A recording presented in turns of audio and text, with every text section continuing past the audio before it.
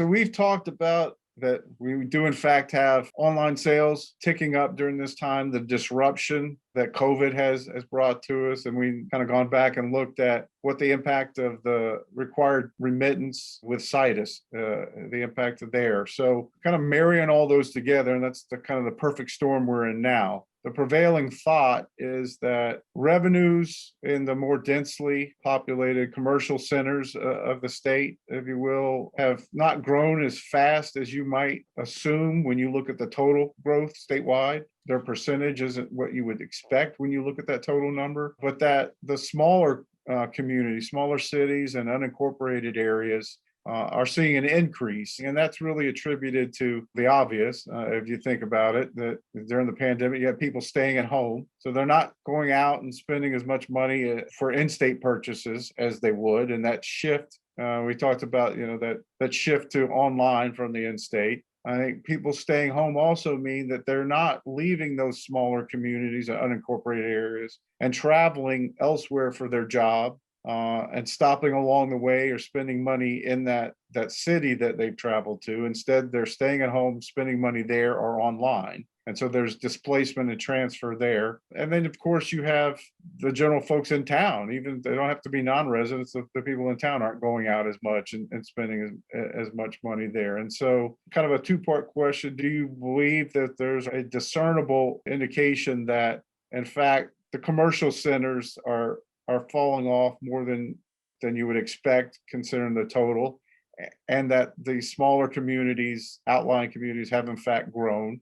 And if so, do you think that is attributable to kind of this COVID dynamic where you have people staying home, not spending locally or not traveling locally, or are there any other aspects that you think might be affecting this?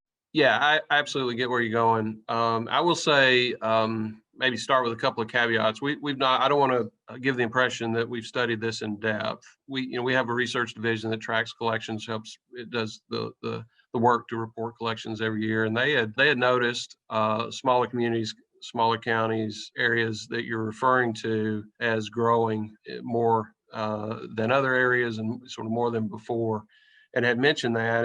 And sort of getting ready for this call, we took a sort of a snapshot and found that sort of year over year collections year to date for all of the counties minus the four largest had grown, their sales tax revenue had grown 13.4%, which is clearly higher than the overall growth rate. Evidence indication that clearly points to what you're saying. I mean, the fact of the matter is that that population of counties has higher than the overall growth rate. I do think it's attributable to the things you mentioned. I think also maybe some of the larger counties have more tourism typically, and with the impact on tourism, that same impact may not be felt as much in some of the smaller communities. So I think that may be another factor. And I think it's hard to know. There's so many, there's so much disruption and so many different sort of things going on between the impact of COVID on what people buy, where they buy it, where they go to make purchases. Is it near their home? Is it in a larger urban center where they may work? All the things you mentioned, are they buying at a store or are they buying online? It's probably difficult to know, attribute a certain amount of the impact to which different factor, but I think all of those are contributing factors that are certainly leading to a more substantial growth rate in those communities you're talking about than in those largest counties and cities.